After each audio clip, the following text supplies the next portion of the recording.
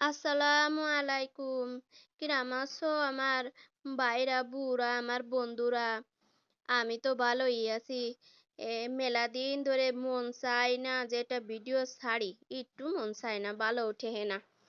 এখানে আমার মা আগে বাড়ি গেছিলাম।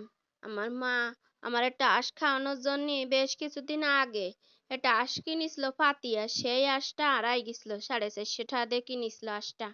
আমারে খাওয়াতে পারিছিল না।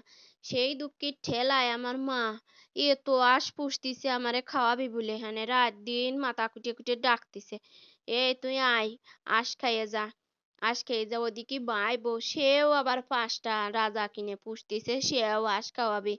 এই যে এই লাল মোরগটা, এটা কি কুড়ো, ও আমার এক ভাই।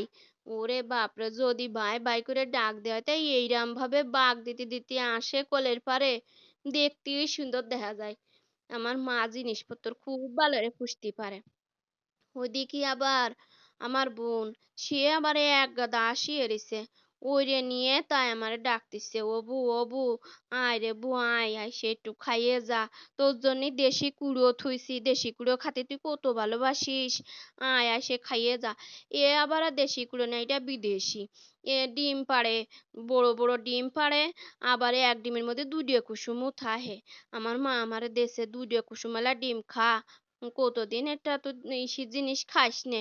আমি তো বড় শহরে থাকি, পোল্ট্রি পোল্ট্রি ছাড়া আর আমার খাওয়া হয় না, পোল্ট্রি ডিম ছাড়া।